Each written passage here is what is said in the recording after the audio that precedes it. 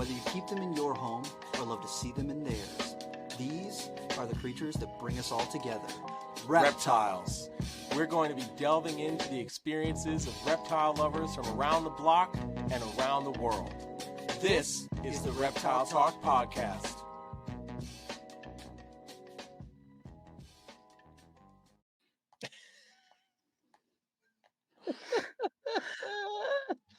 How's it going, everybody? This is Rob, and I'm creeping it real. This is Jeremy from Brassman Reptiles. I'm really happy with this tradition of how we start the show, but but each week I think I'm prepared. Each week I really do mentally prepare myself for whatever Rob is going to do while the intro videos are playing. And I wasn't expecting tiny hands, bro. I know you weren't. That's why I did it. If you are listening to this later this week on the audio only version, please do yourself a favor and just go to YouTube just to see this intro. It would be very worth it. It might be worth it, you know, just a little. I think it's incredibly worth it. What makes it what makes it more interesting from my standpoint is when the intro videos are running, we have these little like 1 by 1.5 inch screens down below. That's our quote unquote backstage section. And I can see Rob and our guest and whatever is going on in those little squares. So I saw Rob doing something in front of the screen, but I couldn't see what it is, though. I couldn't really make it out. So Jesus. It was just a little bit of this, a little bit of magic, you know? Yeah. That's great. Rob's got 3 hands, 2 hands and a finger. I don't know. I don't know what's going on. That's what they called me in high school. Oh God. Oh my goodness. Well, how's it going, Rob? Jerry, how you doing? I need a hand. Rob, can you give me a hand? Yes, absolutely, I can. So you're saying I should bring these to the expo this weekend? I am 100% saying bring those to the expo this weekend. Abso-freaking-lutely. Well, abso-freaking-lutely. Maybe I will. Everything's going pretty good over here, man. I got the scrub eggs are getting pretty close to hatching out. We got a couple more weeks, like I think 2.5 weeks until scrub babies should start hatching out. Although I think it's going to take them longer because my incubator, like the thermostat that I put on it, has been going like up and down and all this stuff, and like I'm just like whatever, they'll hatch out. So it's been like it's like 82 degrees or something. I'm like, it's fine. I just got new thermostats in, so I'll put it up to 86 or whatever. But like, they'll hatch out. They'll be fine. So we'll see whenever those hatch out. I got carpet python eggs in the incubator, so I think that Fleb is starting to look like she's gonna. This is like we're in April now, so yeah, right now is usually when she starts about to cycle, or the last time that she did. This is the time of year when she did. So. Heck yeah. We'll see over the next several weeks whether or not something happens there. She's refused food and she's been with the mail and everything. And so I've been posting pictures of her babies recently and people are like, yo, let me get one of those. And I'm like, let me make some more of them, please. And then maybe figure something out. But heck yeah, dude. None of those for sale, but that's okay. So I've just been herping and working and derping, and that's just what I've been doing recently. So that's pretty much where I'm at. What about you? Hell yeah, dude. Pretty much the same as the last couple of weeks, just breeding some snakes, and pairing some stuff up. I was saying to Marcial backstage that I was rushing upstairs because I had gone downstairs to check on some king snakes I had paired up, and was like, let me make sure that you're breeding and not eating each other. So. And this week was all locks and no cannibalism. So we're moving in a really good direction. That is a good direction. Yeah. That is a very good direction. Yeah. So so that's all good. That one Borneo girl, that super stripe girl, is looking like she's gonna go. So I'm super stoked for super stripe stuff. I'm looking forward to it because that's that VPI male with the black trait stuff. Yeah, man. So I'm excited for that one. So she dropped last in 2022 and she gave me 19 eggs. So hopefully we'll get a nice clutch out of her. And we'll see. I've got like 4 or 5 confirmed locks between that pair. So I'm pretty excited for that. And then got a couple of female Amazons that just came out of shed, so I've paired them up, and males are chasing them around and doing that fun stuff. So I'm happy about that. Like I said, colubrids are breeding like crazy, and then we have the All American Reptile and Plant Expo this weekend coming up very quickly. Time is ticking. But I'm super stoked about that. I'm also super stoked because Nick Bottini from Cold Blooded Earth is going to be there, and he's set up right next to me. So that's going to be a hell of a time, just chopping it up, talking blood pythons, seeing some cool stuff that he's going to bring, and I'm looking forward to that. What else? What else is going on? I don't know how many clutches of gecko eggs I've pulled over the last few weeks. There's so many. At least geckos. 2. There's a day. Seemingly every day. I think we're just at or just past like 20 clutches of leopard geckos alone. So it's cranking out some leopard geckos this year, which will be fun. Yeah, so I honestly can't complain, man. Things are moving in a good direction. I went back and looked at some notes from last year, and we're maybe about 3 or 4 weeks behind where things were last year. Yeah. So we're pretty much in that target zone for everything, especially like colubrid wise and Amazon cycling. So I'm pretty content, man. Things are moving as they should. Yeah, so I'm stoked. Things are happening, and I am happy. Oh, and we're like 2 weeks away from the first carpet python babies hatching. Some albino carpet stuff, so that should be fun. Speaking of carpet pythons and fun things with them, cages. The Reptile Talk podcast, of course, is sponsored by Black Box Cages. Shout out to Black Box Cages. They're sending some cages for some carpet pythons over here in the near future. But yeah, go check them out. blackboxcages.com. Always pushing the envelope and innovating ways to keep your animals safe in their enclosure, whether it be a cage or a rack system, and all the various husbandry tools and fun things that you wouldn't think about, like cord protectors for your heat panels so that your arboreal snakes don't rip those cords out when you're not home. Thank freaking goodness for those things, man.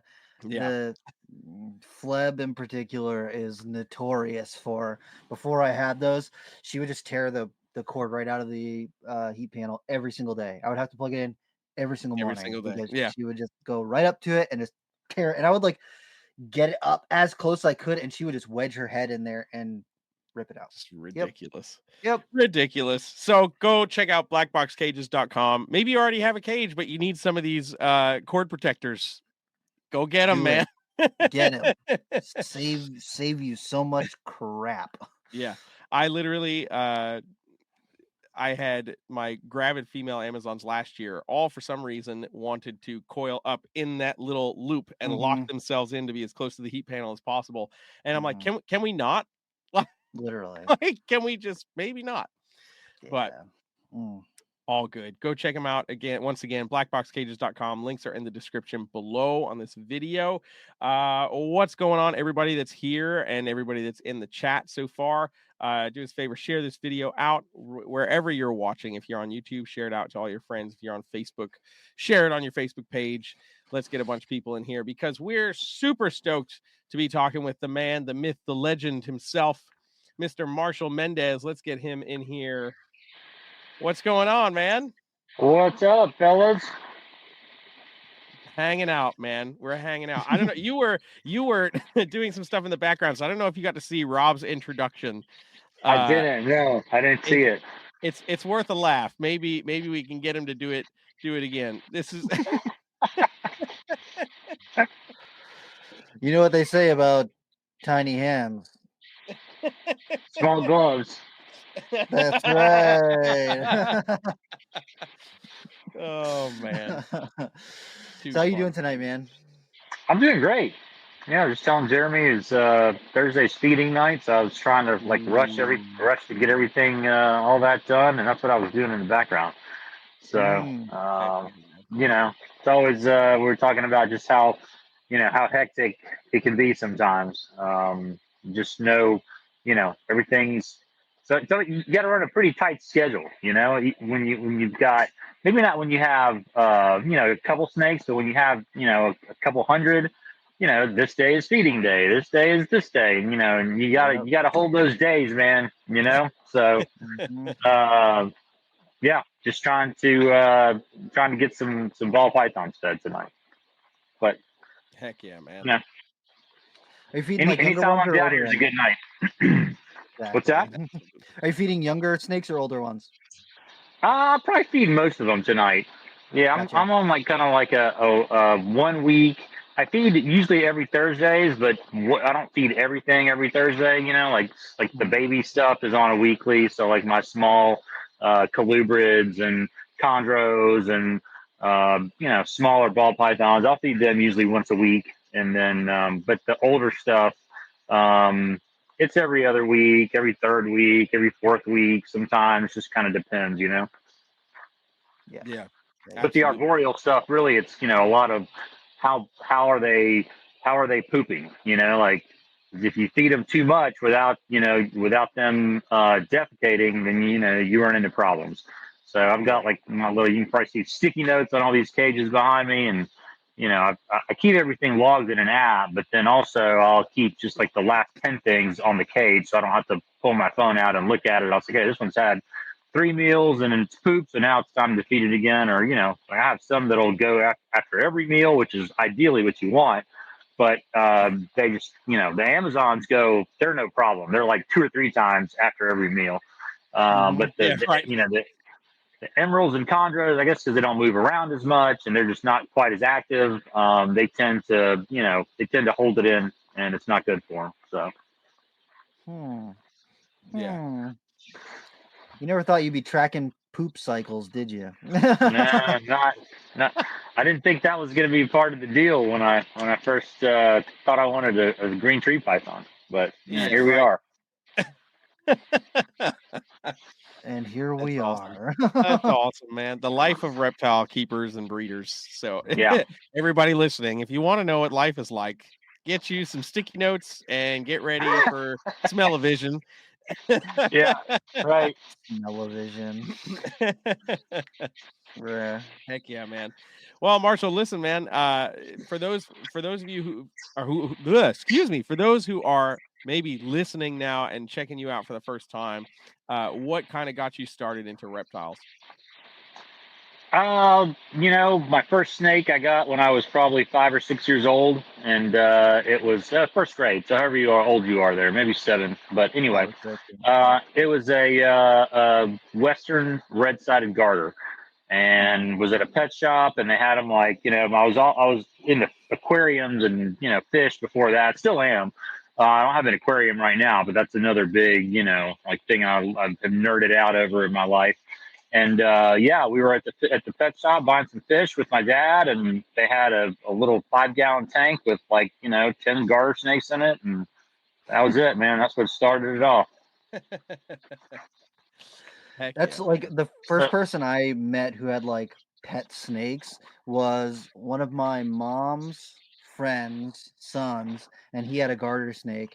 And so when we would go over to his house, they would get like a bunch of goldfish and throw it in the water dish, and the thing would sit there and just like chase them around the water dish. So it was like a sweet little treat to get to watch, back in the day.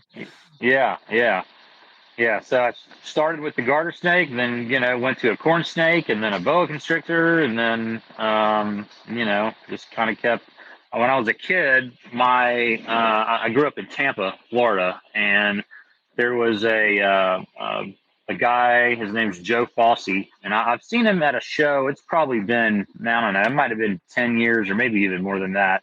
Anyway, he had the Southeast Reptile Exchange, and this was 40 something years ago when I was that age, or hell, more than that now, 45 years ago. But anyway, he was an importer, exporter, and I knew him, had some connection to him through my grandmother, and my dad would like take me over to his warehouse that was by the airport, and man, he would always be getting in all kinds of crazy, back then it was just kind of like uh,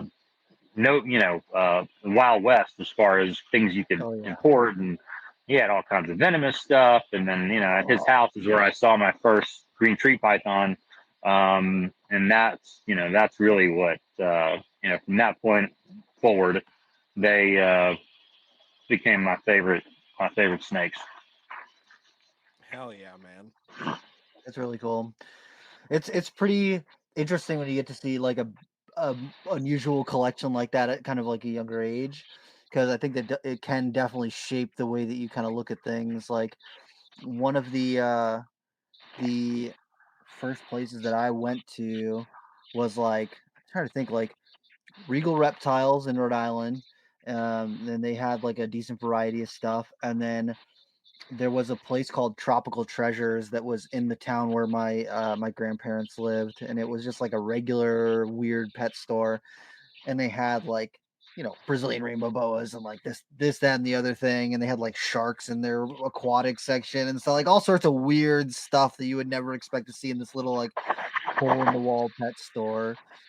But yeah, man, that's so cool. You got to like check out that collection like when you're younger, because like I said, I didn't really know hardly anyone who kept reptiles when I was a kid.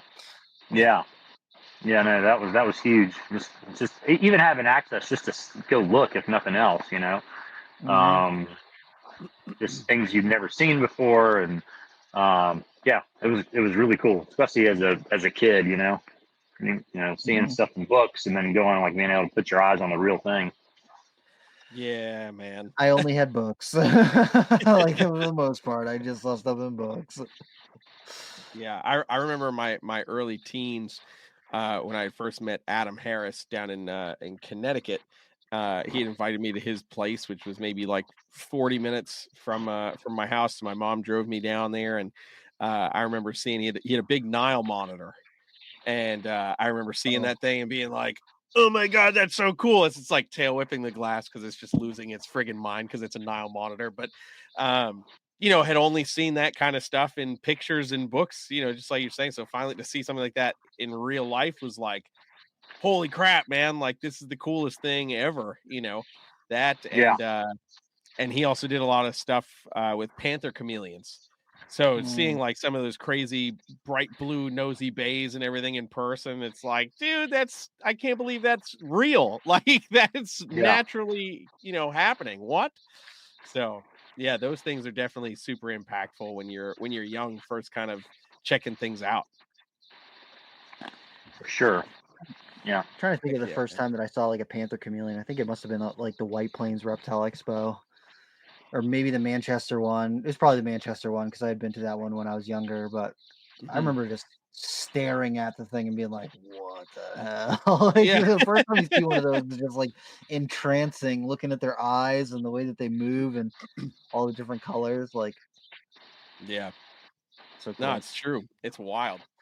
It's definitely wild. Now we get really cool green tree pythons that have some insane freaking color combinations and stuff. They're no longer just green snakes on branches, man. That's right. Yeah. Yeah, they are for some people. Ryan Young, I'm sure you guys know, good friend of mine, and we rib each other all the time about I'm not a real green tree python keeper. There he is. I'm not a real green tree python keeper because I don't like green tree pythons. I like them, other colors. All the other colors. Yeah. That's funny.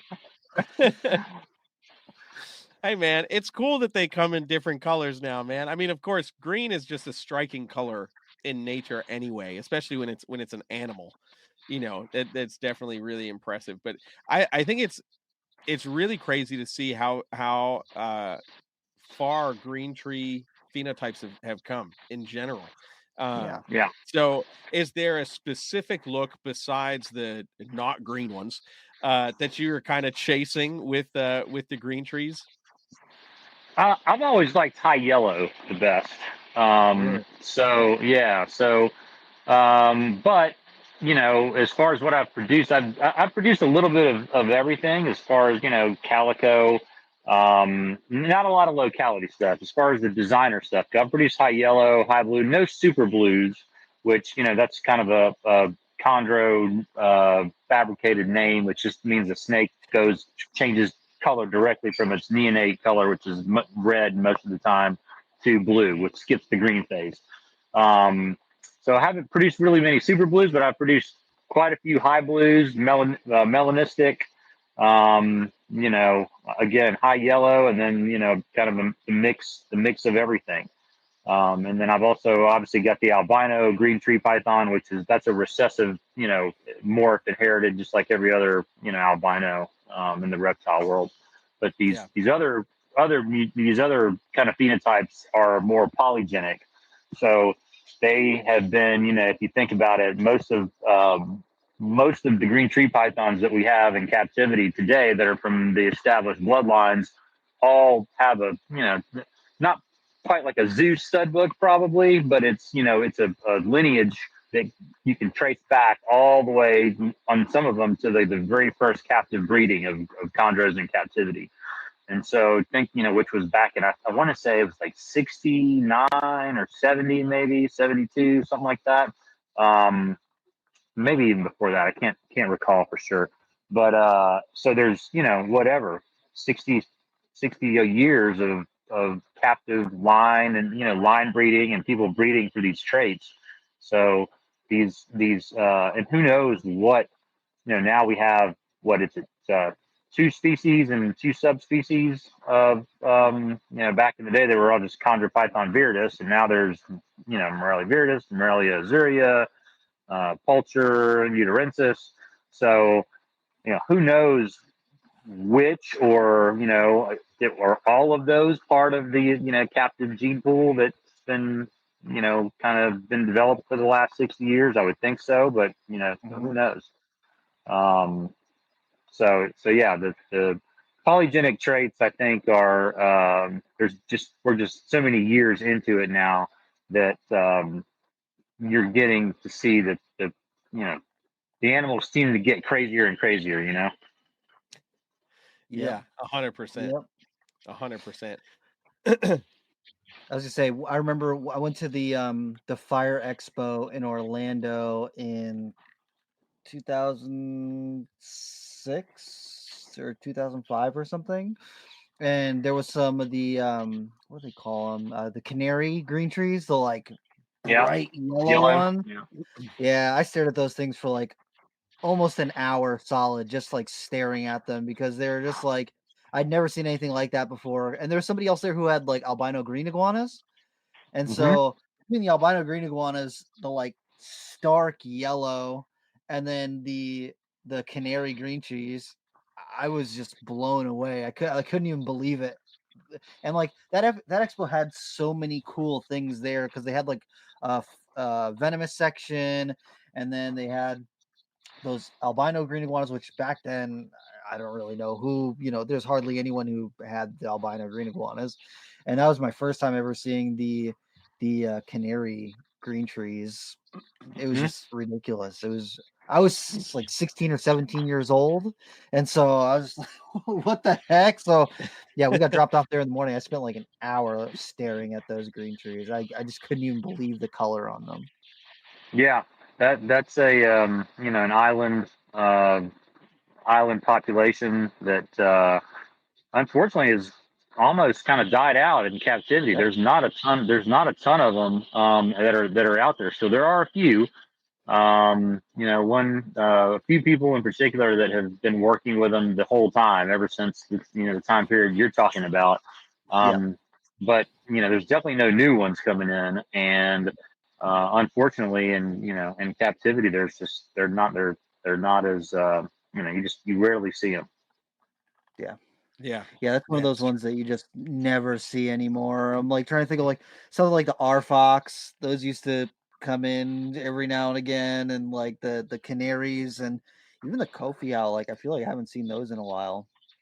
Yeah, cool. Canary and Kofi owls are the same. Yep.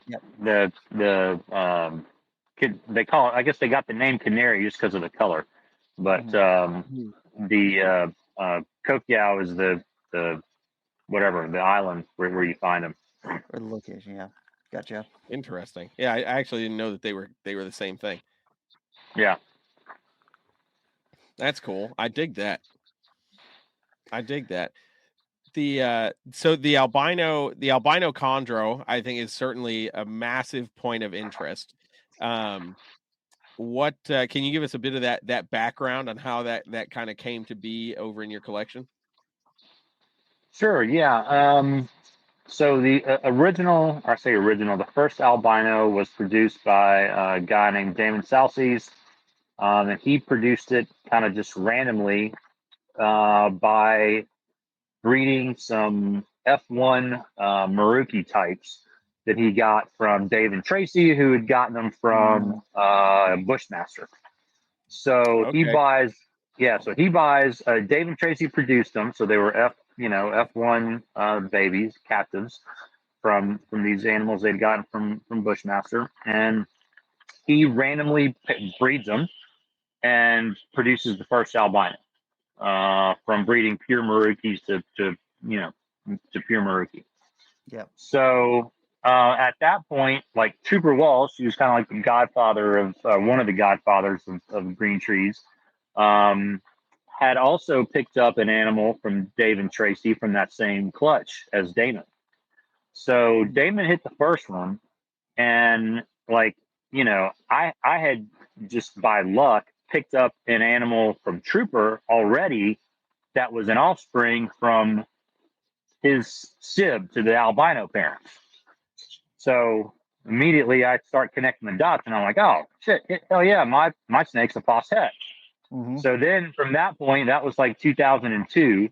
I think I bought the snake in 2001 from Trooper, and still have him. And he, so from 2002, it took me until 2013, I believe it was, before I hit the first albino. And that's just, just from, his name, Versace is the snake's name.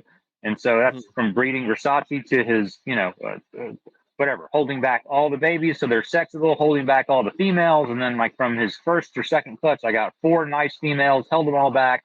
And they decided to go for me. Like they didn't all go at the same year. Like it literally took 4 years to get eggs from all 4 of them. So, and in the first 3, I struck out. And on the last of the 4, hit the first one. And then ever since that point, I've kept most of the female offspring from him. So I've got, pretty much everything in my collection almost is at least Foss Het. It's come from him. I do have a portion of stuff that's calico based, calico and tiger stripe line based, but everything else is pretty much from Versace, just because I've kept all of his, or not all, but I've kept a good portion of his offspring over the years. So I produced the first one in 2013, 2 of them that year actually, and then I produced, I don't know, one every year or 2 ever since then. I had produced one in 2014. The first 2 died. They didn't make it. They've all been kind of runty, terrible starters.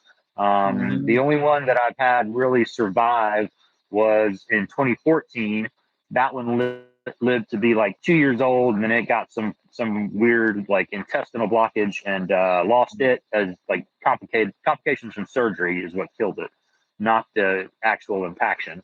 And then I haven't had another one really take off and survive until last year. So 2024. Now I've got this one that I have now is the one that's lived the second longest, and it's lived a year, and it's doing great. It's putting on size, and so we'll see. We'll see if it ends up going on to reproduce. Nobody. Well, I say that we had Damon on the Tuesday night show one week, and he actually got his to reproduce, which I didn't know. So because Trooper was never able to. Yeah, Trooper was never able to do it. Rico was never able to do it. Even get their visual albinos to breed. And Damon has, reported that his experiences were not like that, and that his albino did great, produced two other albinos, and so yeah, again, I don't know if it's I've said it, every time I talk about the project, just because you would think they'd be established by now, being how long how long they've been around. I mean, we're going on 2013 is when I produced the first. Well, 2002 is when the first one was produced. So we're 20 something years into it, and as far as I know, I've got the only one that's alive right now. So, it just makes you think. Is there something that's bad with it's kind of tied to the albino gene, that they're just weaker, or they have some some other kind of bad genetics that come with the albino genetics, or if it's just been bad luck, or who knows. Yeah, that's super interesting.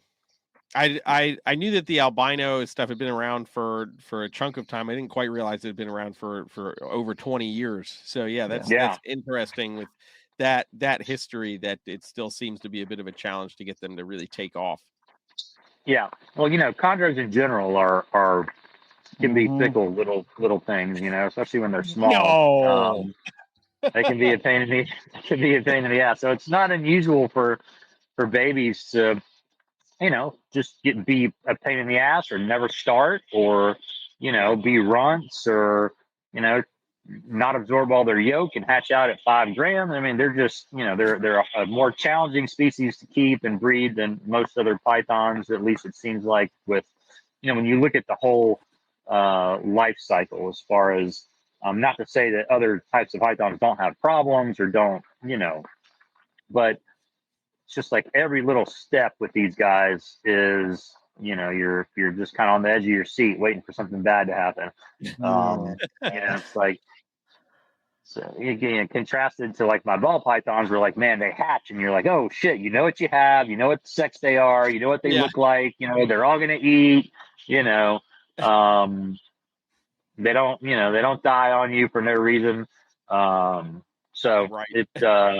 it's a different mindset for sure to work with them. And the emeralds are the same. They're just even the most experienced people can run into issues with them, and we're just still trying to figure them out, I think, is the bottom line. Even after all this time, learn something new every time. And the main thing is just try to learn from the bad stuff when it happens, and try to share data with other people, and maybe try to connect some dots based off of multiple people's experiences, because everyone's we're basing this stuff on a pretty small sample size, really, if you were just doing it by yourself.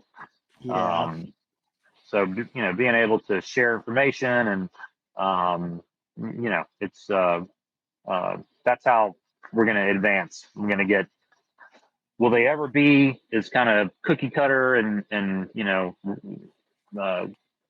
recipe for success like balls and other more common like colubrids? No, they're never going to be that. But I think we can still come a long way from where we are now.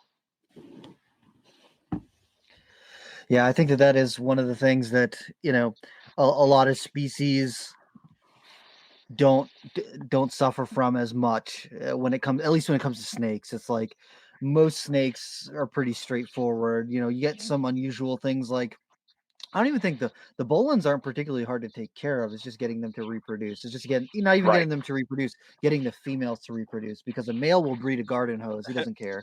But the females, getting them to cycle and to reproduce is a different story. That's and then scrub pythons is kind of similar. Although scrub pythons, I feel like I've talked to like a handful of people who have kept them over long periods of time, and some people are just like, yeah, I don't know, the females get up to breeding size and they just die randomly.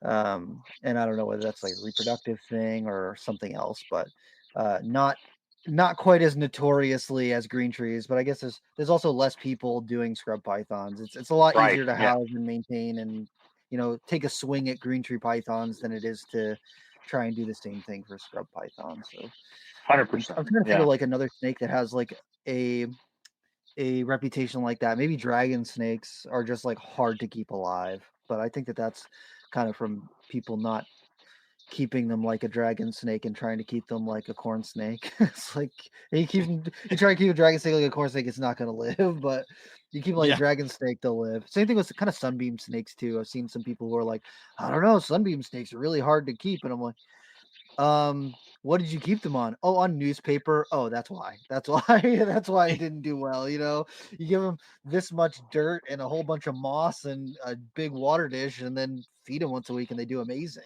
So you keep them like a sunbeam. You keep it like the type of snake that it is. It does great. You try and keep it like a ball python, maybe not. Yeah. Yeah. I think that's something you run into when you start dealing with like specialized niche species that they live how they live. Yeah. And when you try to make that conform to what you want out of them, that's when things can kind of go awry. And I certainly think we see that a lot with a lot of the arboreal species.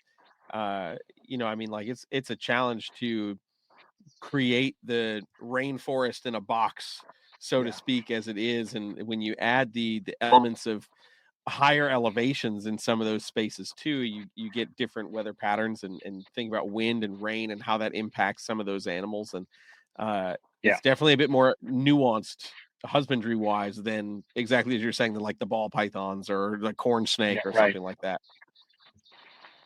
And maybe even what they eat. Who knows? Right. Yeah. Especially as babies. Yeah. I mean, getting them to feed is we think about it as being like I would say that's probably the biggest challenge is getting the neonates established out of the whole. Breeding them is that's hard, but not that hard. Hatching the eggs, once you get that figured out, is pretty doable. But I mean, where the rubber meets the road is getting the babies going. And that's kind of the same really for all arboreal snakes that I've ever kept. Emeralds, Amazons to some extent. Sometimes the babies are just a pain to get started. And you got to wonder if it's because obviously they're not eating pinky mice in nature. So are we offering them the right things? MJ's has been doing a bunch with crested gecko babies. And apparently, man, they just go. You can take one that's had zero interest in food.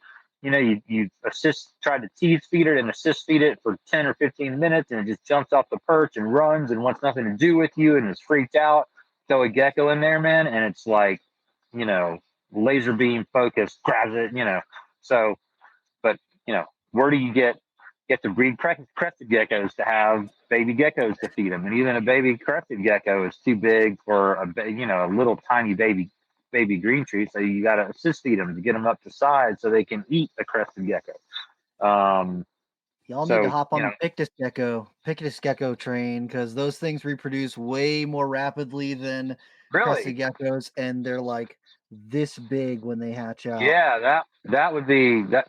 That's a good idea. I mean, I think the crested gecko thing has just happened because they're so readily available, and they're so easy to breed. But I don't know. I mean, I would assume like you're saying, there may be other species that are just as easy to breed and maybe smaller and better suited for what we're trying to breed them for. Yep, exactly. Yeah, someone put in the comments morning geckos. Morning geckos could be a really good one too, especially because reproduction. That could be really good too. But I don't know what sort of Ryan Young says skinks. Yep. Skinks, yep. Yeah, and then after watching, there was man, I'm totally blanking on who posted it. I want to say it's Josh Hatton, but they're doing the herping in Northern Australia.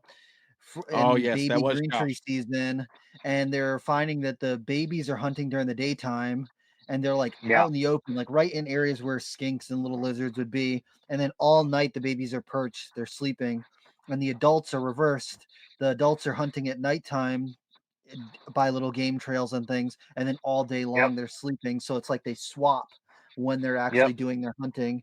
And so I think I've already talked about this on Reptile Talk, but like the maybe the idea that like back in the day, everyone's with the little red light trying to feed their baby green tree pythons at nighttime. Naturally, maybe that's not where they are that's when they're sleeping. That's not when they're eating. And Right. so they're hunting in the morning and the evening, kind of closer to when the geckos are moving around. And we're trying to feed them at the Correct. time where they're like, I'm just trying to rest right now. Yeah. Yeah. Yeah. And that is true. Like that's one of the things that you try to switch up when you have babies that aren't feeding. Is the first thing you do is when you're like I'm keeping notes on every tub's got a little sticky note, and it's like, well, okay, what is it going to take to get this specific baby going? And some of them are super easy. Take a pink first time, no problem. Just right down the hatch and never have a problem with them. Other ones you have to send them with chick down, or Yeah. you know, or people have tried all kinds of stuff. Chicken soup, lizard scent, quail, all kinds of stuff, and also day versus night. Some of them start terrible luck trying to feed them at the opposite day, and you try them at night, and bam, within 5 minutes they eat, or vice versa. You try them at night, and once they're alert and kind of are moving around, you might as well forget it. But if they're sleeping and you kind of startle them a little bit with it, come with the rodent from underneath, and just kind of tap them, bam, they jump right on it. So it's trying to figure out that every individual baby. That's one of the challenging things to getting them going. Yeah. Rob, I wonder if your Vienna sausage trick would Work work on them. would I work don't on know. them. I don't know. It works on hognose snakes great. Yeah, it's funny because in the last year or two, chicken gizzards have been Yep. kind of a thing that I'm pretty sure Bill Stiegel has thought of it. And basically, you just cut chicken gizzards into like perfect little strips Strips. that if you have to, like some of them this year, I tried pinkies first. If that didn't work, tried a chicken gizzard, and I've got 3 or 4 that took chicken gizzards on the first, took a strip of just chicken gizzard on the very first attempt. And then, once they Wow. do that, then you just scent the pinky with it, and then they'll start taking pinks. And really, it's almost kind of better. Well, I'd say it's better. We're doing experiments now, because prolapsing is another thing that's problematic with baby chondros. And is it because we're feeding them these little fat balls that are pinkies that don't have a ton of real substance to them?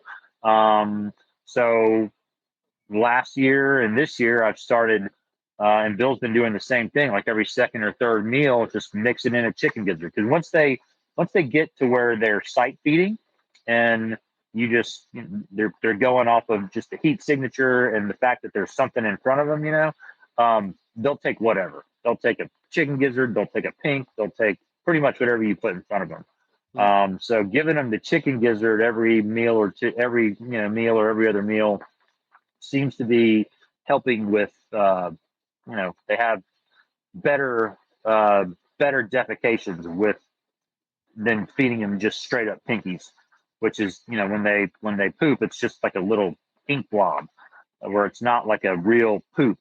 So you Right. just wonder what that could be doing to them internally, and maybe is that the reason why we see so many prolapses? Who knows? I don't have the answers, but just like I said, trying to try things new and just try to change things up until maybe you get a different result. Yeah. Do you make any incisions on the rodents when you feed them to the green trees? I've tried that, like braining them, or like whatever. Like, are you talking about like for sensing purposes, or just to make them easier No. to digest? Makes them easier to digest, and they are able to process more of the nutrients if they have incisions in them. Okay, no, I've never tried that. I mean, I have had them where, you're trying to feed them for And 10 minutes, it and yeah, and then it just rips, it rips open. But I've never done it I've never done it on purpose. Yeah, But that is an interesting thought that I don't know, maybe the skin's tougher to digest. I don't know. yeah. It takes longer for the acids to break through the skin and to get into the actual digestion of the insides if there's Uh no huh. incision made.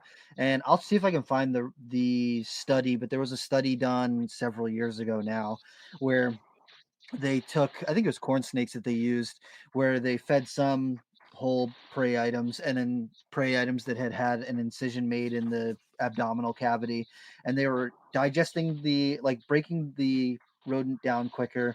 They were getting more out of it, and they were able to digest it more fully as opposed to the ones that didn't have any incisions made in them.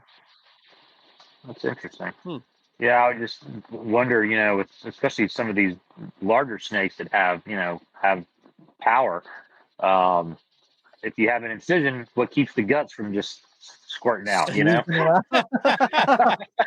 Come on, who hasn't had one big constrictor squeeze the guts out of a Yeah, rodent? yeah. Things that you'd have a tough time relating to someone who just has a cat or a dog. Yeah, that comparison would win every time. Oh man, the dog shit on the floor. Well, guess what my snake did? Guinea pigs, man, guinea pigs. Oh, bad memories, man. Yeah, Bad memories. Oh man. So what's so we're talking about like picky green trees and some of the tricks for those. What are some of the tricks that you've learned along the way with stuff like the emeralds and Amazons and stuff? Are you finding like similar methods work kind of across the board with them, or do you have specific tricks for certain species? Yeah, I mean, the one thing that seems to be universal is the chick scent, which makes no sense because they're not eating baby birds, and a little chondro's not eating a baby. It's not eating birds as his first meal. Yeah, right. But it's same thing with an Amazon, but the chick scent seems to work almost universally. That, and then obviously heating them up, getting them really hot. I've had with the Amazons. I've had good luck with braining.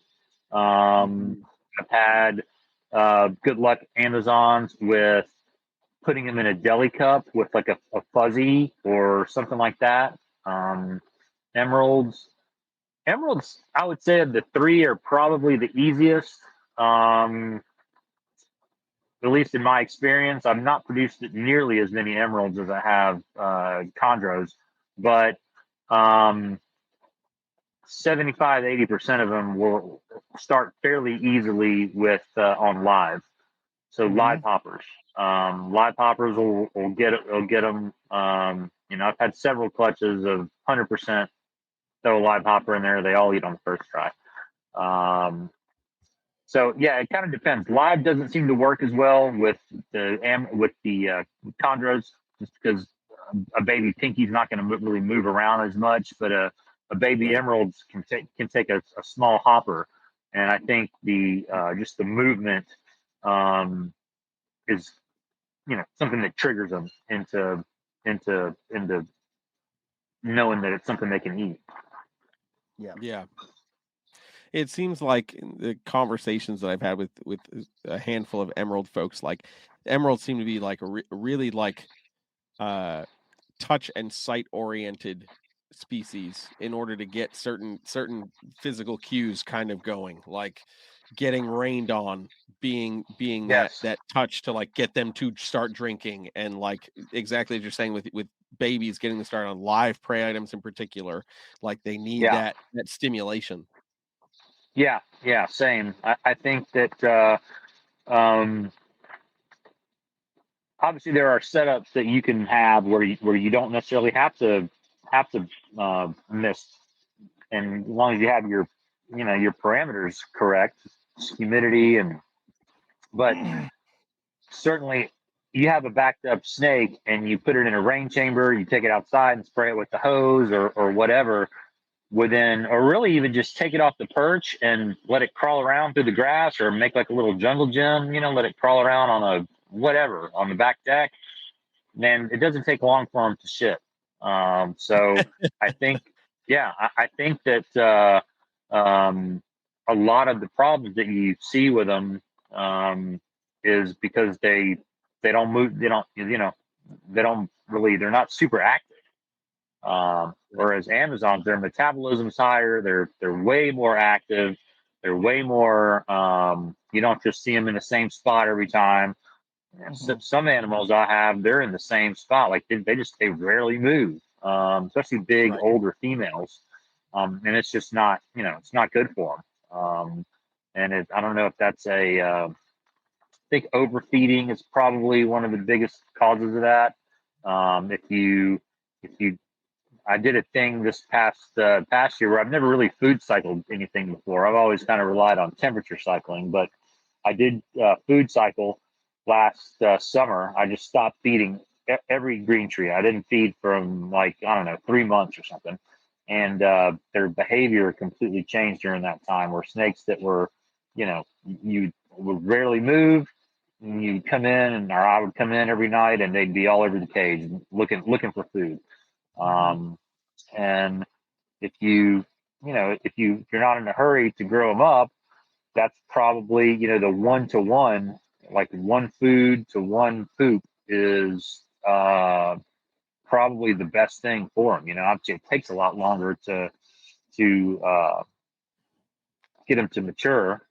And but I try to follow depending on the animal, no more than 3 for sure feedings until they go. And if you get to 3 and they haven't gone, then it's a soak, or it's a spray it out, take it outside and spray it, or it's a, put it in a big tub with no perch and make it crawl around all night. There's something to get them moving. And that usually fixes it. Yeah. Yeah. So that's interesting. So what do you think as far as trying to mitigate that situation with animals that are just not as active? What do you think there are certain things that could be done as far as enclosure that could potentially get them to move more? Because obviously we're certainly moving into that age where people are like bigger is better and all of this stuff. But do you think that could play true for some of these less active species, or do you think maybe providing extra perches or just other things inside enclosures that can kind of get their brain moving to make them want to move? Yeah. Well, one thing that I've talked about with Ryan is the caging. That there is a way to force them to move via the caging. We've always kept them in. I'd say most people have always kept them in rectangular or cube dimension cages. So they're just as long as they are wide or as they are tall. But what ends up happening most of the time is the animal picks its favorite spot, whether it be underneath the heat, or it's not even really even based off the heat. Sometimes it's where they feel the most secure, where they'll go to the highest perch no matter what. You can move the light or the heater to either side, and they're still going to the highest perch no matter what. They'll sit and cook under the heat panel if it's underneath the highest perch, but they'll still go to it. So to make a move, if you think about how they're going to be in the wild, they're going to be probably up higher during the day, come down to hunt at night. So we've kind of been talking about, what if you just had a really narrow, instead of a 2-foot cube, I'm going to just make up some dimensions here. Instead of taking up a 2-foot footprint, 2x2, maybe it's 1x1, but it's 6 feet tall. And then you've got a perches here and there, and then but then you have one thin perch that's completely vertical that goes all the way to the floor, which is where the water is and where they're probably going to go to hunt. Then when they move around, they're going to be doing like that kind of corkscrew thing where they're, having to use their whole body to get up and down. And that's one thing that I thought was a really good idea that would, um, encourage movement and encourage them to move around within the enclosure. If you think about it, it's taller, but square footage wise, you can pretty much keep them in the same number of cages, but just shaped differently. Right. Yeah, that's interesting. I know, like Kevin over at Nerds like taking that kind of approach with like the narrower cage but taller. That concept. So he loves the concept of it. He's sent me random videos a couple weeks ago where they're just moving throughout the enclosure. I certainly don't know how stationary they are throughout the day, but that was interesting to see the vertical perch concept. I like that. I don't think that's something that I've heard before talked about it, especially in taller enclosures. Because I mean, you think about it, at some point the branches are no longer horizontal. Yeah, right. They've got to at some point use those muscles and really grip. So that's an interesting thing. I'd be interested to see what could be done with exploration in that, because everything up to this point really seems pretty horizontal. Mm-hmm.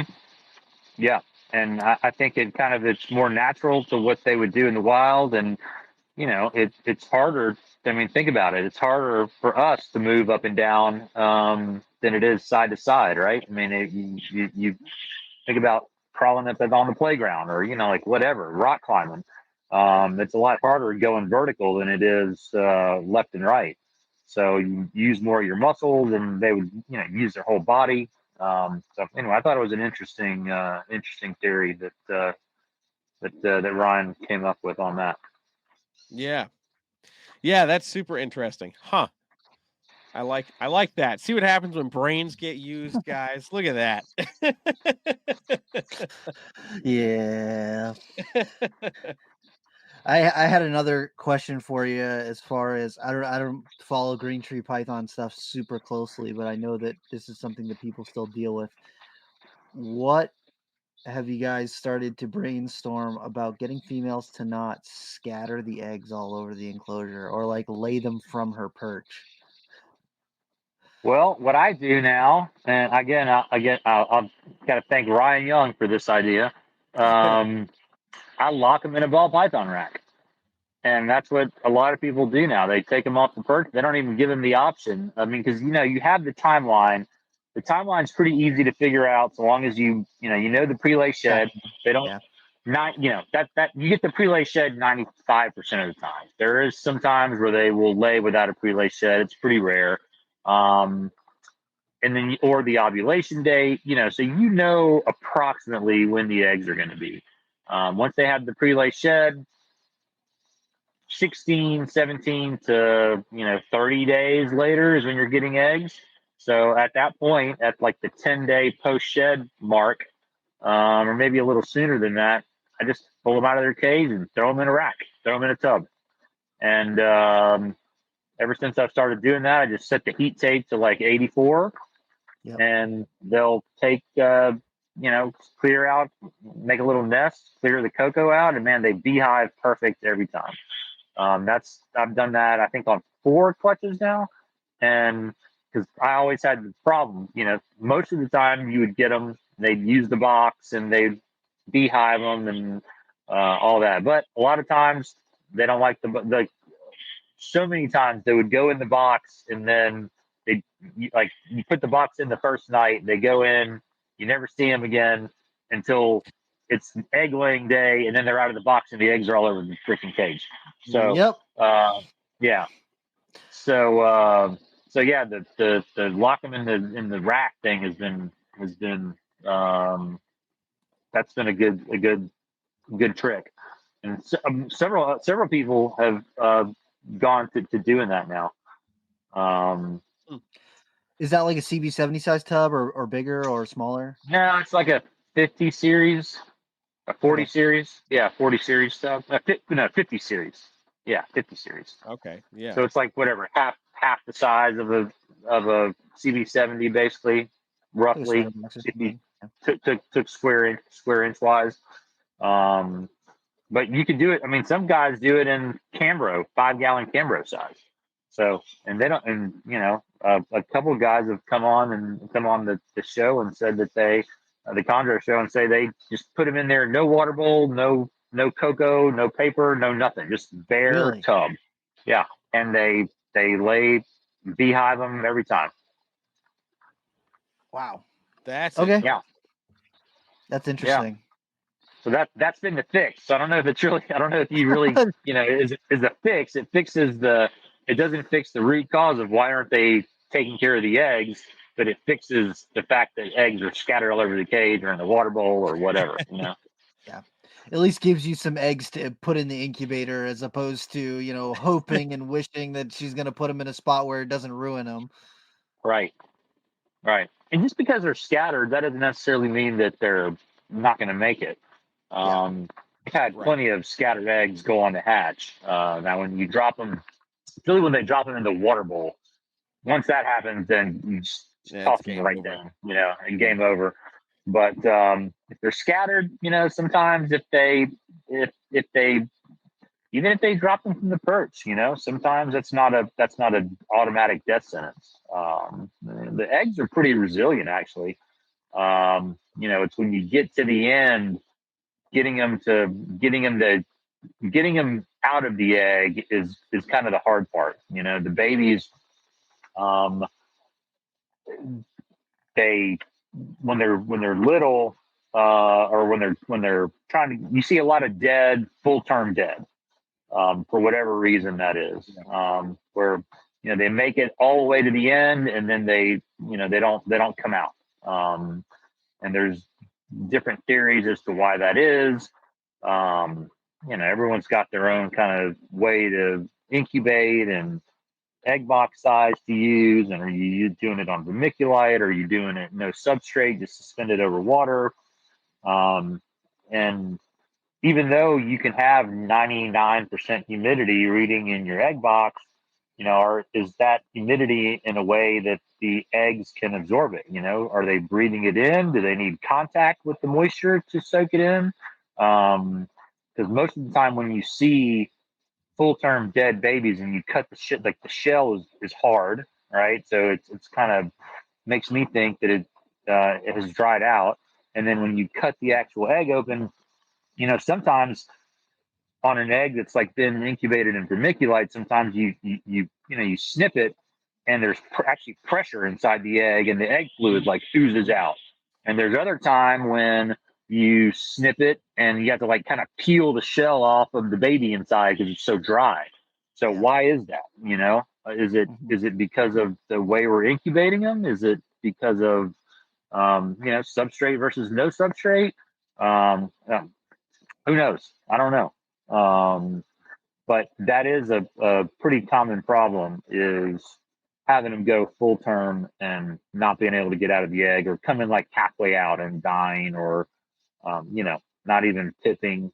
So and then you get into, when you pip them, does it cause them to freak out a little bit and leave the egg prematurely? Then you have unabsorbed yolk. Or do you scare them and then they twist around in the egg and they tie their umbilicus in a knot around themselves, and then the cord gets a knot in it and they can't absorb yolk. So it's just like I don't know, man. After you do this long enough and you talk to so many people, like, I don't know that there's a perfect way to do it. I think it's situational, and I think that like you may do the wrong thing just by not intentionally, but maybe this particular clutch needed drier conditions, or maybe this one needed wetter conditions. Who knows? Yeah. Then that kind of happened with me with the clutches of scrubs, where the first clutch I was like, I'm gonna let all the babies pip their own. I'm not gonna cut any of them. And I got all the babies pipped except for one. And I open it up and it's wrapped up in its umbilicus and it had died inside the egg. And then the next one, I was like, okay, I'm gonna cut all these ones. The first one pips, and I'm gonna cut all of them. And I still had one that was completely form, but dead in the egg. And it's like, what? And they're, two different pairs of animals, not from the same mother. It's just our sample size is still so small that who knows? Right. But it's just like, why? This one was incubated half an inch away from you in the exact same conditions, same genetics, same. Everything. Why did it affect this one and not that one? Yeah.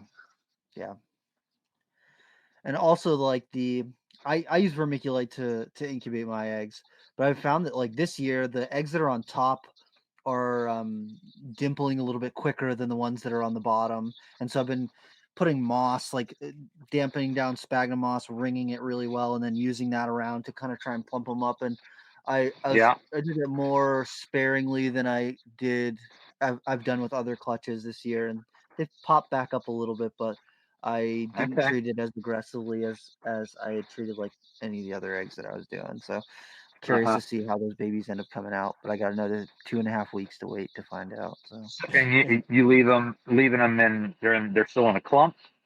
Yep. Or you step? Yeah. Okay. Yep. Last 2 times I've separated them. This time I was just like, I'm just gonna leave it and see what happens. Yeah, I heard you saying earlier that they were down to 82, 83. I'll say this, man. I've had a clutch of chondro eggs before get down, like our power went out, and I have a generator, but sometimes and this was years ago, but sometimes when the power goes from power grid to generator, a lot of these old Helix thermostats, they would like glitch a little bit to where you like had to unplug them to reset them for them to get started. And it happened in my house one time, and I didn't notice for multiple days. Maybe it was even up to a week. And I had at least one, maybe 2 clutches of chondros in the incubator that got down to essentially room temperature, which was high 70s, low 80s for a week. And man, they all did fine. Yep. They all hatched out fine. And then you got people sweating over 1/10 of a degree, Oh my goodness. Yeah. I get some people who message me. They're like, "Oh my God, it's only staying at 86 degrees. I got it set to 88. I don't know what to do." And I'm like, it's going to be fine. It's going to be fine. Just leave it alone. They cannot have anything that is going, 88 the whole time. Like, if it gets cold outside, they're going to get cold a little bit. They're not, right. They're not in a lab. They're not, they were reproducing before incubators were made. So I think they'll be okay. It's so true. I'm not stressed about it. Like, I've seen enough things where I'm sure they'll be fine. Yeah. I mean, worst case, they take an extra day or 2 to hatch. Even if they take an extra week, whatever. Yeah. I'm not in a rush to get them out and get them feeding and sell them. I'm, whenever they come out is cool with me. As long as they're healthy, they can come out whenever they want. Yeah, absolutely. Absolutely. I got there's a couple questions that are here in the chat, and a couple that some people have sent me on Instagram that are Amazon related. So I want to touch on those because the Amazon geeks are coming out now. Our buddy Sean Marshall, did you see the baby Amazon from Jeff Godbold, that interesting leucistic thing? Yeah, I did. Yeah, he sent me a picture of it and asked me what I thought about it, and I was like, well, I don't know. I'm not the guy. I'm really not, the guy to be asking, because I haven't made a ton of those. But I didn't think it was leucistic, because most of the leucistics that I have seen have, at least when they're born, they've been like pure. I'm not going to say pure white, but that's when they've been the lightest. And then you see them when they're mature, and they kind of brown out a little bit. They kind of get more of like they don't maintain that, pure whiteness. They're kind of more of like a tannish, light brown color. And the eyes are black. So that one, it seems like there's definitely something weird going on with it, but I don't know. I don't think it's leucism personally. I think it could be something else, or I think you mentioned that it had a couple of kinks, so maybe it's just got some sort of developmental problems, or maybe it's something that's genetic. Who knows? I think he did say that he had it's not the first pairing for the parents, that he had at least one other litter before and had not seen anything like that in the first litter. I don't know what the sample size was or how many, um, Right. but yeah, it's a cool looking snake regardless. It is. Yeah, I know. He sent me some pictures of it too, and I was like, what I started thinking of was it like in ball pythons, Super Mojave is a blue-eyed leucistic, but it's a dirtier blue-eyed Yeah, leucistic in yeah, comparison to true. the Mojave lesser or something. Yep. And I think Dayton had chimed in because he made a post on one of the Amazon groups, and I think Dayton had chimed in that both of the keepers that produced the parents have had hypo or het leucistic animals in their collections. So it's possible, depending on going, wherever in the Yeah. lineage, that it could be, Yeah. it could be something in there. But yeah, same. I haven't seen a lot of them. Certainly have never seen one in person, but same, like the ones that I have seen pictures of, they're very stark white when they first start out. So it was interesting to see when that was kind of that grayish, almost like what the heck is that?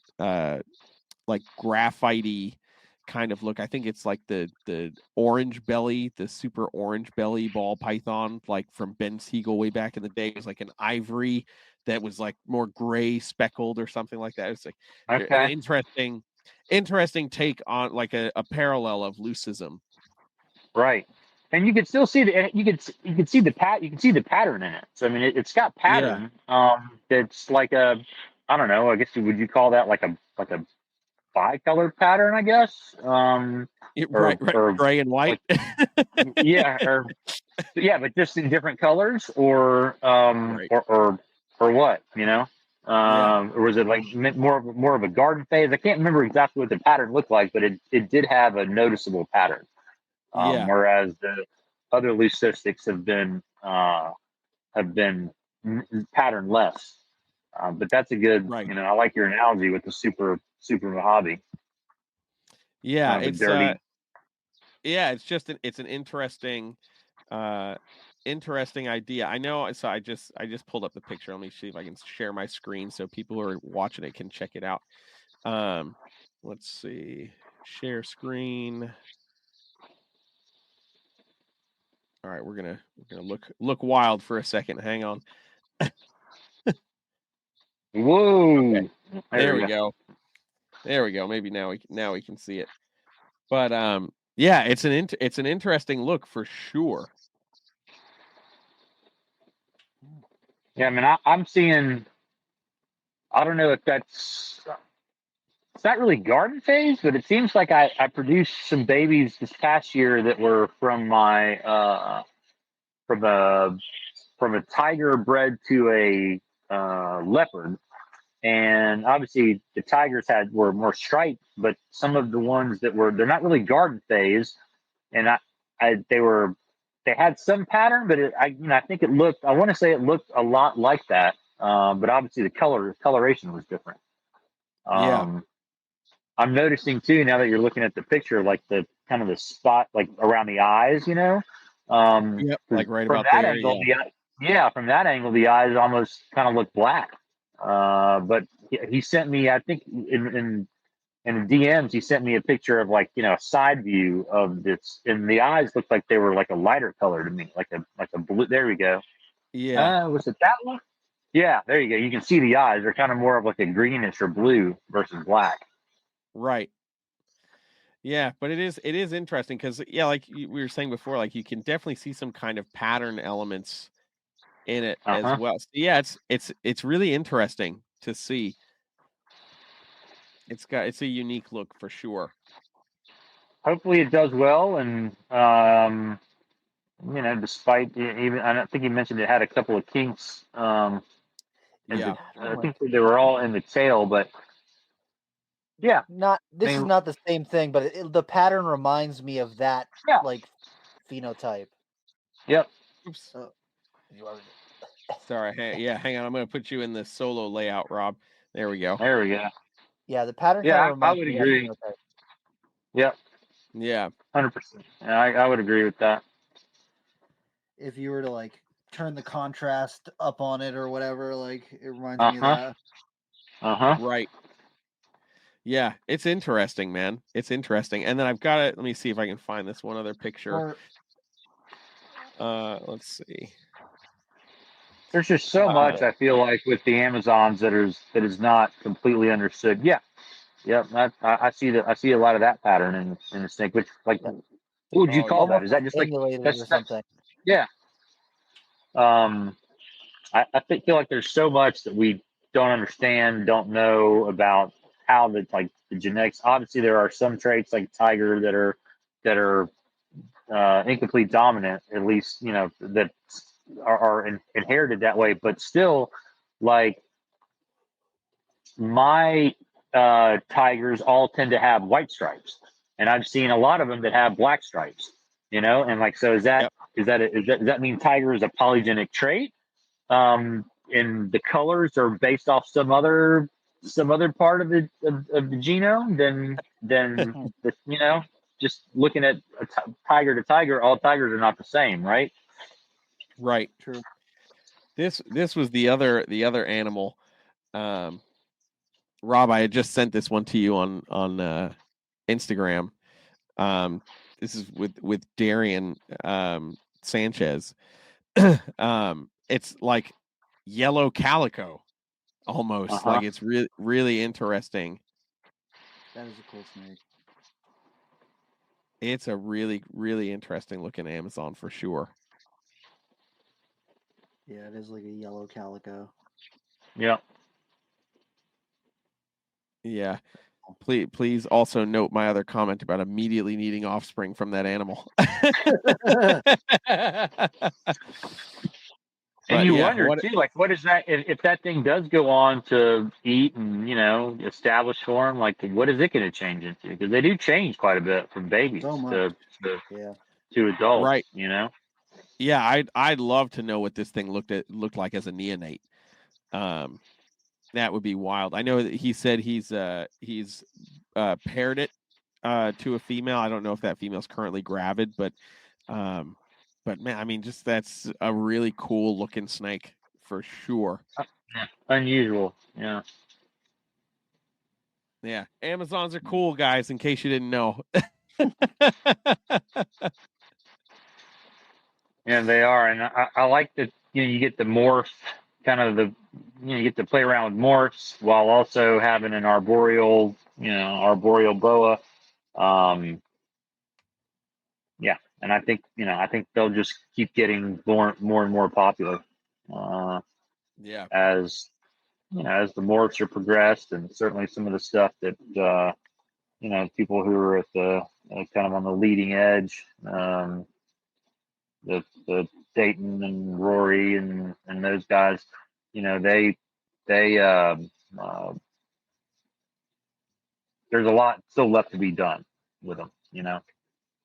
Even guys like you, Randy. There's like Keith McPeak has made some really awesome Amazons. And I think as more and more people kind of tend to, ball python market and the ball python industry has done a lot, and I think as a species they do great as far as bringing people into the hobby. But with the ball python market being what it's been the last couple of years, a lot of people seem to have been kind of branching out and maybe looking for something different to get into. And I think pretty much all other species have seen the benefit of that. Colubrids, chondros for sure have. Amazons, I think, have. And Amazons are fairly easy to make. They're not as easy to breed, in my experience. They're in my experience, they're probably as they're on the level of green trees and emeralds as far as it's not a cookie cutter success every time, but they're they're more forgiving. You don't have to keep them as warm. You know, they're just hard. It seems like they're just a hardier snake. You know, you don't have the same Yep. problems with them. My issues with Amazons, honestly, the biggest problem I've had with them is related to shedding. I don't know if it's because they're super thin skinned or what the deal is, but man, it's easy for them to have a bad shed. And when they have a bad shed, it's really hard to get rid of it. It's almost like if Man. you don't catch it within the first day, you might as well just forget about it and wait till next time. Yeah. You know, It's so true. whereas I just had a female that she had a really, really rough shed, and a good chunk of shed was still attached to her back, maybe about a third of her back. And I was like, man, tried to put her on soak, but like the sides and belly had come off. It was just the back. And anytime you try to yeah, get it off, not only are you getting annihilated by the snake trying to grab you, you know, but you're just like, man, it's just coming off in tiny little pieces. So soaking didn't yep, really do anything. So she finally went into another shed cycle. And as soon as the eyes kind of cleared up a little bit, I'm spraying down that enclosure, man. I'm like, we're bumping this humidity as close to 100% as possible. 'Cause it's just Literally. terrible. yeah. A trick that a buddy has told me was to give them humid hides, like give them a hide box with damp sphagnum, or even probably damp cocoa would work. You know, just somewhere where they can get in a humid spot, and that probably fixes a big part of the problems. And babies in particular, they seem like I remember the first litter I had. You know, I treated them just like chondros or emeralds, and they still, I don't know if it's because I had a fan blowing too much humidity into the rack where I was keeping them in, but I had almost all of them had bad sheds. I lost a couple, and there's just, as a baby, that first shed seems to be really crucial Very to critical. yeah. That's a big hump to get over. Because if they have a bad one, I've seen it, and it can affect them negatively in like a big way. It's almost like hard for them to recover from it if they have a really bad stuck shed for their first one. Yeah, that first one can literally kill them if they don't get through it well enough. I've seen it happen enough where it can just literally kill them because they just go downhill so quick after that, Yeah. complication. Yeah. But again, I think a humid hide probably fixes a lot of that problem. And mine just like the hide in general. They Yep. if you give them a place to hide, it's almost like you'll hardly ever see them. Yeah. They're not like other emerald chondros that they're just going to be out in the open. Yeah. There's a hide box in there. They're going to be in it a lot of the times. I've kind of learned the hard way with mine that like my heat panels in these cages that I keep them in, I keep my adults in these old glass Freedom Breeder display cages that they made for a couple years. I don't know. They're probably 20 something years old. They're terrible at holding humidity. Like you got to really stay on top of it.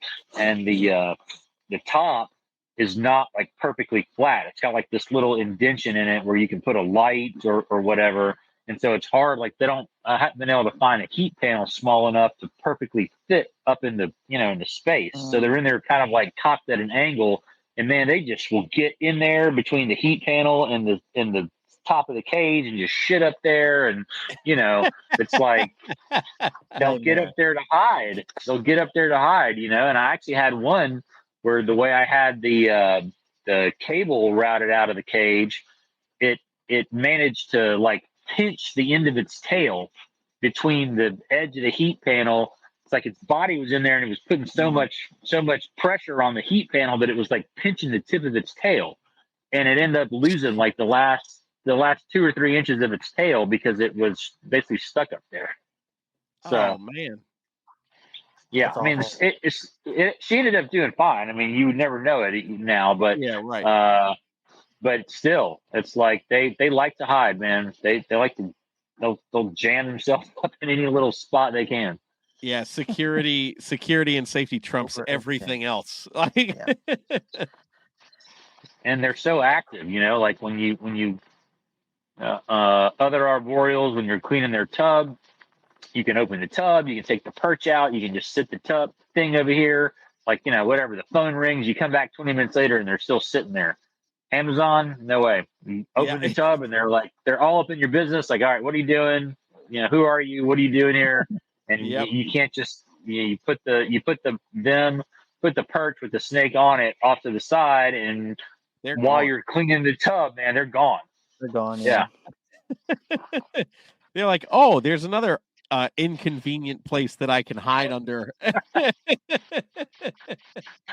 And like my counter, or my sink counter where I work, where I kind of like set them while I'm cleaning. It's got it's got my phone charger, and I've got a lamp, and I've got some Bluetooth speakers, and they're going for the wires, man. They want to get on the cables, and then that's it. Then you're either you're trying to wrestle them off of it, or I don't know. They're a handful for sure when it comes to stuff like that. People talk about the downside of Amazon tree boas is like, oh, they bite, oh, they musk, but no one talks about them knocking everything off the tables. Yeah, exactly. It's so true, man. I had one of my younger females out the other day, and I've got this empty FB90 rack that's just in my room right now. So I had opened one of the drawers and put the snake on the perch in the drawer, but left the drawer open. Totally shouldn't have done that. It got out, went under the next FB90 drawer, and I'm like, okay, this is I was stupid for doing this, but come on, why? Yeah, they're just flighty, man. Flighty and just super alert. I'll say I've never been bitten by one, which is kind of crazy because you always hear about. Never been bitten by one. Good for you, man. And I've had the the kind of weak strike, just like I don't really want to strike you, but with closed, they don't even open their mouth. I've had that, but the exception being feeding time. I'm real careful at feeding time to not let one of them get me. But just as far as husbandry and cleaning the tub and just working them, never been bit. Damn. That's must be nice. Shit. Goddamn. Right. Or musk, honestly, or musk. I've never had one musk on me. Somebody else mentioned that before, and I was like, wait, they musk? Oh, dude, it's such a bad smell. It's so bad. It really. I got to. So usually Saturdays I'm traveling for music and stuff. So I had one time where I had a local gig, so I didn't have to be out right away. So I was down in the snake room doing some things before I had to get ready, and noticed an Amazon had shed and just had a little bit stuck behind the head. And I was like, man, I'll get that real quick. No big deal. Let me do it before it gets dried on there, whatever. So, gently grab it behind the head. So the snake wraps you and everything. And then the musk and the smell. And dude, I didn't take a shower before I got to get ready. Freaking wash that arm like a motherfucker, and came out of the shower. And I was like, I got to wear a long sleeve shirt. Like, I got to do whatever I can to mask this odor, dude. It was so bad. I'm spraying cologne, up here, and I'm doing a couple extra sprays on the arm. Dude, it was rough, man. And I'm like, man, people are gonna think I'm an unclean person. Yeah, it's like water snakes or garter snakes. Like, you can't just wash that smell off. Like, you can't. You can't just put soap and wash it off. It's going to be on there for until it comes off. However it finally comes off. But I've got one garter snake now, and like every time I open the tub, the thing's just gone. Open the tub and it's like, of course you pick it up and it's spraying all over the place, and then if it gets on your clothes, forget about it. You got to change. You got to change clothes. Yeah, it's game over, man. It's game over. I'll say I'm pretty close with you, Marcial. I've been bitten one time in the last year, by an Amazon, and it was literally just because I was holding a younger animal. It got kind of wrapped up in my bracelet, just the tip of the tail. So I was trying to help get that out of the bracelet, and she just came around and grabbed me. But the vast majority of mine are pretty chill. Yeah. I have one. I just posted a thing on Instagram with her, and she's like giving me crazy eyes, and it took me like 7 attempts to film this little 60-second video because she's watching my mouth move and just getting pissed off and like launching at my face. And I posted on my story of her like launching at my face, and I'm just like, I'm trying to convince people you guys are nice and you're really pretty, so I'd like to show you off. And you're just an absolute jerk. But she did not make contact. There was no contact made. We survived. Do you find that the musking thing is more of an issue with wild caught stuff, or do your captive bred ones do it too? No, it's definitely more of a wild caught thing, man. 100%. Like the only time my captives will do it is if I'm restraining them in some way, shape, or form. That's the only time I've ever had a captive animal try to musk me. I've had imports musk me simply because I touched them. Mm-hmm. Yeah. And, and I'm just like, man, I tell people who've never experienced snake musk or snake piss or anything like that, like, I'll take the bite any day, man. I would take the bite any day. Just wipe off the blood and keep your day going. But to take a shower and still smell like shit, it's not a good feeling. It's not even shit. It's like almost a worse smell than that. It's like it's true. It's so true, man. Yeah. Just get captive bred, guys. Just get captive bred animals and save yourself the stench. For real.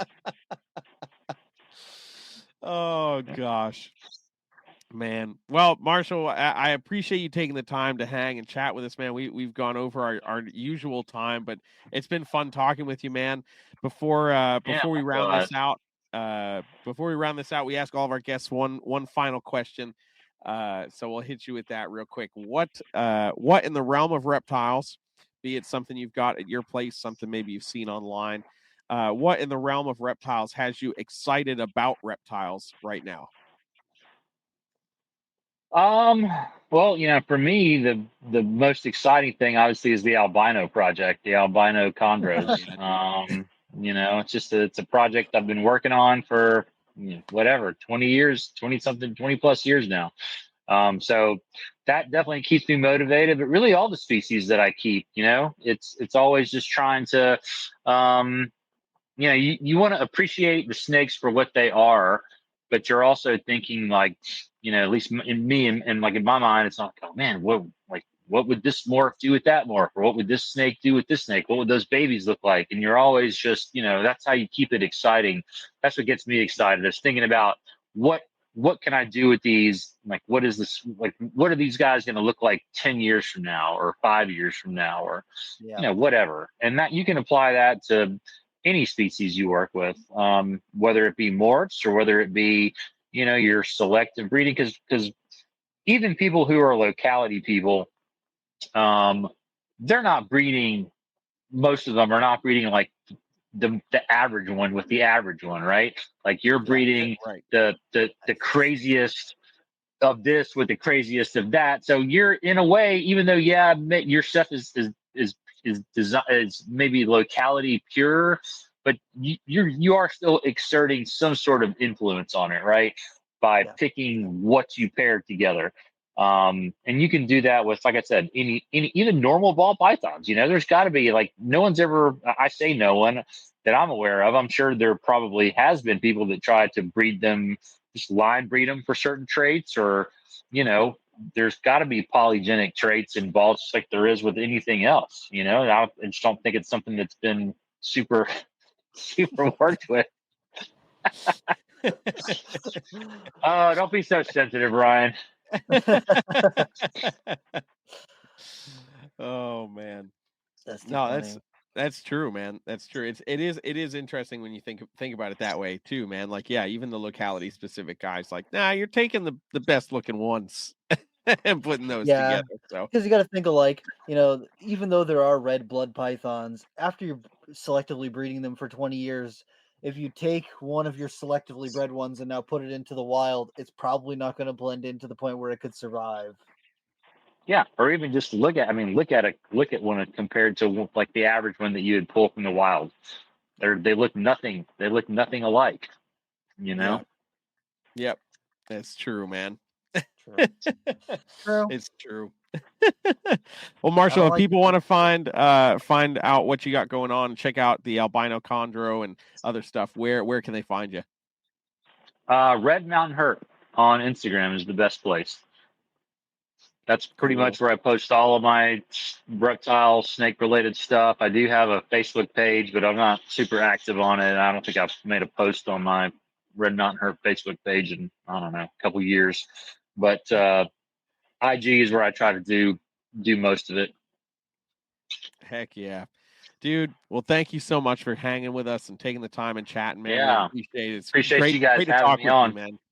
Yeah. Yes, thank Likewise. Absolutely, you. dude. Likewise. These tiny hands, Rob. I appreciate it, man. This is a good chat. Yeah. Yeah, definitely. Oh, man. You guys have a great rest of the night. Thank you, man. You too. I'll talk to you soon. All right. See ya.